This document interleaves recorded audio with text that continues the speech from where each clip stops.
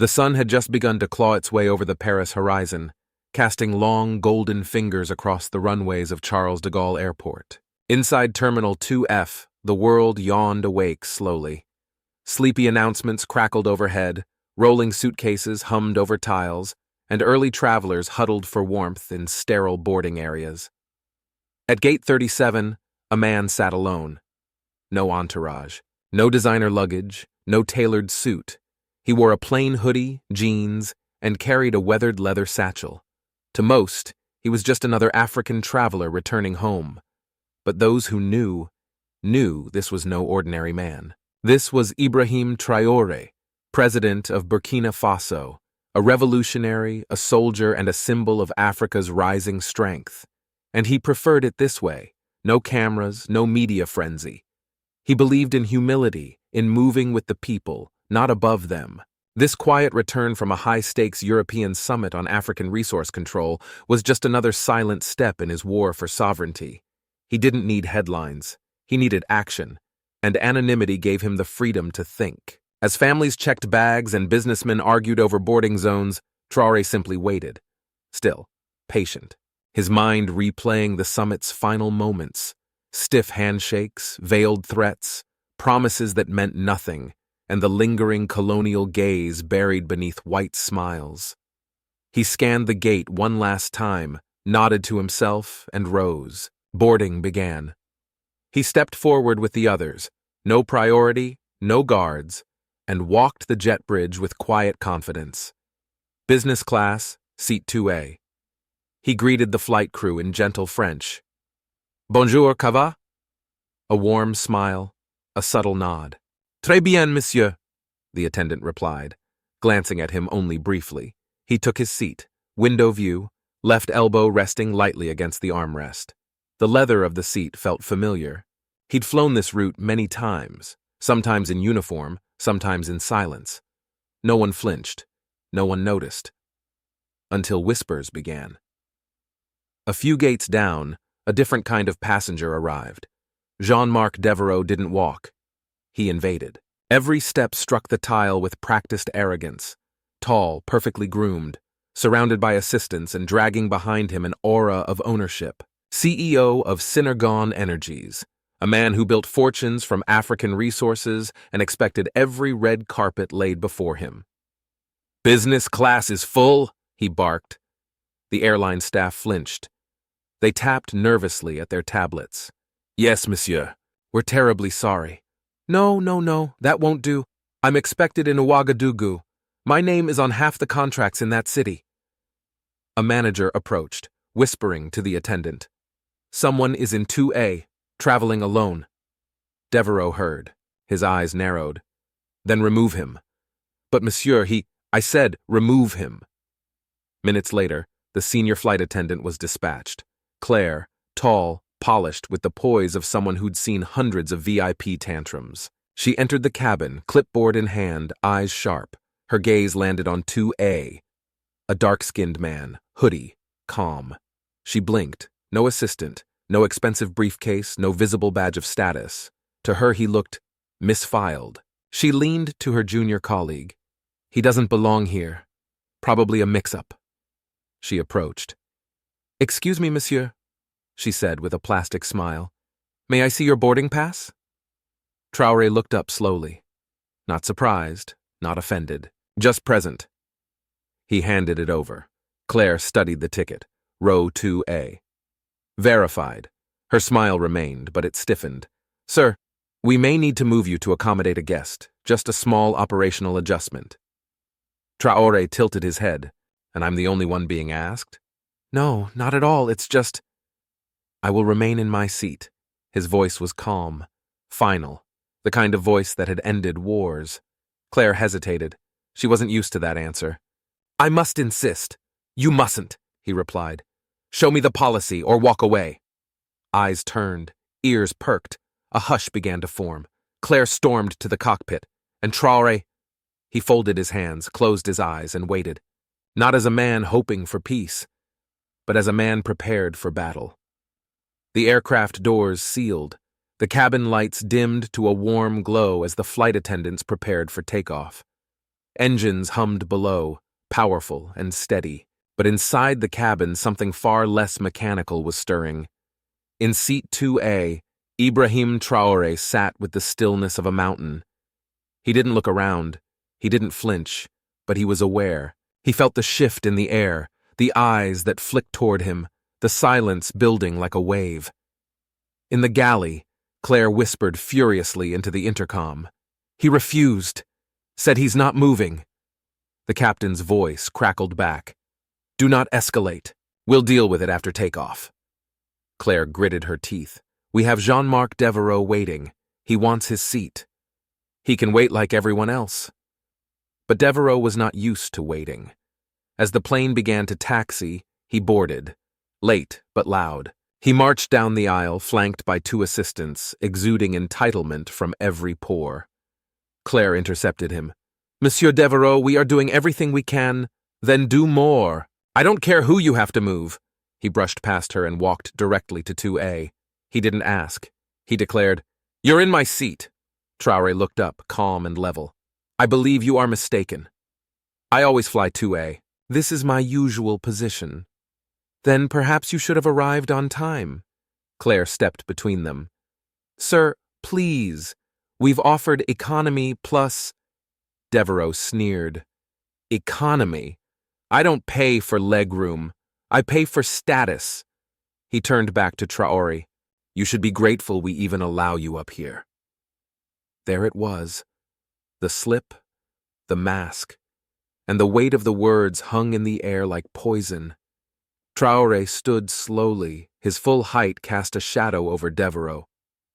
Tell me something, he said. Do you speak to every black man in a hoodie this way, or just the ones you think won't speak back? Gasps echoed from the rows behind. A young black man in 3D spoke up. This is wrong. A woman across the aisle chimed in. He's not doing anything. Why is he being targeted? Another man leaned into the aisle. Let the man sit in peace. Claire's voice rose. Everyone, please. But Traore raised his hand and the cabin stilled. He looked at Claire. Why him? She faltered. He's important. Traore nodded slowly. Et moi? He asked in flawless French. Je ne le suis pas? And I am not? The silence that followed wasn't empty. It was damning. Traore sat back down and said one word. Watch. Outside, the aircraft lifted into the sky. Inside, the balance of power had shifted. Cruising altitude. The fasten seatbelt signs blinked off, but no one moved. Something about the man in 2A now pulled attention like gravity. Not because of what he had done, but because of what he had not. He hadn't raised his voice. He hadn't called a lawyer. He hadn't flashed credentials. He had simply said, watch. And the cabin was watching. Claire hovered in the galley, her fingers drumming against her clipboard. She checked the manifest again. There was no VIP tag on Traore's name, no diplomatic note, no security alert. But the feeling that she'd made a terrible mistake clung to her like wet cloth. She peeked through the curtain. There he was, still, unbothered, composed. His hands folded, his eyes gazing out the window like a general surveying the battlefield. In 2B, Devereaux swirled champagne in his glass like a man who believed he had won something. These people are always emotional, he muttered to no one. They think silence is power. It's not. Visibility is. Traore didn't react, because he didn't need to. 3 rows back, a nurse in a head wrap leaned toward her seatmate. That man, he's our president, Ibrahim Traore. The words fell like a spark. Her neighbor blinked. You're sure? I saw him give a speech in Bobo. I'm sure. The information moved row to row like fire beneath floorboards. People whispered, people stared, and Claire, catching pieces of the murmurs, felt the back of her neck go cold. She returned to the cockpit. We may have a problem. What kind of problem? The captain asked. She swallowed. The man in 2A, I think he might be someone important. The co-pilot turned. You mean more important than the man you moved him for? She didn't answer. A minute later, the co-pilot received a message from Ouagadougou Tower Control, his face drained of color. He turned the screen toward the captain. Confirmed, 2A, President Ibrahim Traore.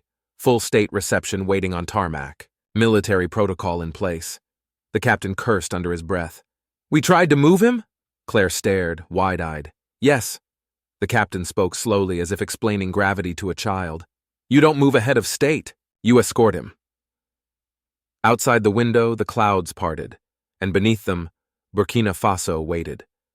But it wasn't just the country that was waiting. It was history. The descent into Ouagadougou began with a hum, but inside the aircraft it felt like a drumbeat. The landscape below glowed red and gold, a sea of dust and light, and as the plane dropped lower, the horizon revealed more than terrain. It revealed ceremony, military vehicles, government SUVs, lines of uniformed officers standing at attention beside a rolled-out red carpet. Flags billowed in the wind. Banners with the national emblem shimmered under the rising sun. Inside the cabin, the murmurs turned to whispers, then tension. Claire stood frozen beside the galley curtain, one hand gripping the handle as if bracing for impact. Her eyes locked on the window. Are those troops? One passenger whispered. Is this a coup? Another said, half joking, but no one laughed. Claire leaned closer, heart pounding. No, this is something else. Devereaux, smoothing his suit jacket, chuckled from seat 2B. Ah, I see the welcome committee is ready. Must have realized I'm not someone you delay. He glanced at Claire. When we disembark, you walk beside me. Smile. I want the cameras to see who stood by me. She didn't answer. Her eyes shifted to 2A. Ibrahim Traore sat quietly, as he had the entire flight, poised, unreadable. But now he radiated presence like heat, like command. The captain's voice crackled over the intercom. Ladies and gentlemen, welcome to Ouagadougou. Please remain seated until we reach the gate. But they weren't going to a gate. The plane veered left, the engine slowed, and the aircraft rolled to a stop directly in front of the presidential motorcade. The sudden silence was thunderous. 2 stair cars approached. One stopped near the front. The other, for ordinary passengers, paused near the rear. This wasn't standard protocol. Claire turned to the cockpit. What's going on? The co-pilot didn't look up. Wait for it. The forward door hissed, opened. Boots struck metal, echoing. A tall officer in black ceremonial uniform stepped aboard. He didn't speak. He didn't scan. He walked. Straight down the aisle, steady as judgment. Passengers fell silent. Some leaned forward. Some gripped their seats. The officer reached seat 2A. He raised his hand to his temple and snapped into a salute so sharp it sounded like a gunshot. Monsieur le Président, bienvenue chez vous. Claire gasped. Her clipboard slipped from her hand and clattered to the floor. Devereaux's mouth fell open. Traoré rose, slow, controlled. No drama, no triumph, just a man arriving at his truth. He nodded to the officer, then turned, not to Claire, but to Devereaux. The CEO tried to recover. Monsieur le Président, But no words followed. Traoré said nothing, because he didn't need to. Behind the officer, 2 more guards boarded the plane. One turned to Claire. Mademoiselle Claire Beaumont, you are being detained for questioning under Burkina Faso's Civil Statute 412, for obstruction of diplomatic protocol and racial discrimination against the head of state. Claire's knees buckled slightly. No, I didn't know. I was doing my job. Then perhaps, the officer replied, you should learn what that job entails. Devereaux surged to his feet. This is outrageous. I demand legal counsel. I have economic leverage in your... Not in our country, monsieur, the guard cut in. Here, justice is not for sale. The 2 were flanked by officers. Passengers watched as they were quietly escorted down the aisle. No handcuffs, just shame. Phones recorded. Eyes stared, and not one person came to their defense. Traoré stepped into the sunlight. A wave of sound hit the aircraft. Chants, cheers, flags waving, a sea of Burkinabe citizens shouting his name. Traoré! Traoré! Notre President! He raised a hand just once, and they erupted louder. Reporters surged forward, photographers clicked, government ministers stood in line, soldiers saluted. But Ibrahim Traore didn't look for the spectacle. He walked calmly to the front of the motorcade and paused. Because this wasn't about power, it was about restoration. Behind him, Claire and Devereaux were loaded into separate black vehicles. One wept quietly, the other raged silently, and inside the aircraft, a quiet awe remained. Passengers sat back, stunned. The man in 2A had never raised his voice. He had only spoken with presence, and now the world was listening. The moment Ibrahim Traoré stepped onto Burkinabe soil, it was as though history exhaled. The crowd surged against the barricades, chanting his name like it was scripture. Children on shoulders waved flags, elderly men bowed their heads. The roar of applause echoed through the dry morning air like thunder sent from the gods themselves. But Traoré didn't wave wildly. He lifted his hand only once, not as a gesture of glory, but as a signal, a sign to the people that he was not above them. He was among them. Behind him, Claire and Devereaux were guided into separate vehicles. The officers were calm, but firm. There would be no outbursts, no public scenes, only consequences. Devereaux, red-faced and sweating, hissed at his escort. "You don't know who I am! I fund half your ministries!" "No longer," the officer replied. "Today you fund nothing." Claire was silent. Her eyes darted everywhere, looking for some authority to appeal to. But there was none. Because for the first time in her life, she wasn't protected by power. She was judged by principle. Traoré entered the lead SUV. Inside, the air conditioning hummed low. His chief of staff turned from the front seat. "They've detained both as instructed. Press is being held back for now. Let them release it," Traoré said. "Let them see it raw, no spin, no polish." As the motorcade pulled away from the tarmac, the president watched from the window. A mother lifted her child to see. A group of farmers held a sign, "You walked among us," but not everyone was clapping. Across the city, foreign embassies were buzzing. Calls were going out. Emails marked urgent.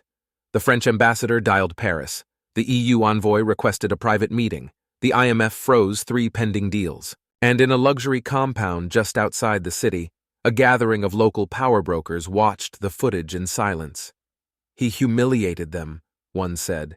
"He's going to make enemies," another muttered. "Or inspire revolutions," said a third. Meanwhile, inside the Ministry of Justice, Claire and Devereaux were separated and placed into 2 white-walled interrogation rooms. "Why am I here?" Claire asked, voice cracking. "Because for once," said the investigator, "you need to feel what it means to be powerless." In the other room, Devereaux raged. "This is an attack on commerce, on investment." The officer recording didn't even blink. "We're recording this under Article 31 of the Sovereignty Act. You are not a businessman here, you are a defendant." Outside the compound, journalists had arrived. Some were local, others were international. Camera crews set up. Anchors rehearsed lines, and when the press release finally hit, with footage of the salute, the escort, the charges, the world exploded. BBC: African president disrespected aboard French airline. Justice served at 30,000 feet. Al Jazeera: Burkina Faso's silent leader makes global noise. CNN: breaking. Diplomatic incident unfolds in midair. France facing backlash. Hashtags flooded the platforms. #seat2, #. President Nahudi #I stand with Burkina. But not all reactions were supportive. In Paris, Synergon lobbyists convened emergency sessions. "This will cost us billions." He's not a president. He's a populist with a stage. "We need to strike back." And quietly, plans were set in motion, because the world had just learned that dignity could disarm empires, and empires never sleep. Ibrahim Traoré stood at the top of the grand marble staircase, overlooking the courtyard, where the motorcade had dispersed hours earlier. The crowd was gone, the cameras off, but the weight of what had begun still echoed between the pillars. A staff member approached. "Monsieur le Président, the French Foreign Ministry is requesting an urgent call. Tell them I'll speak tomorrow, not before." "But they insist." Traoré turned his head slightly. Then let them learn to wait. He descended the steps slowly. Each one sounded like thunder in the empty corridor.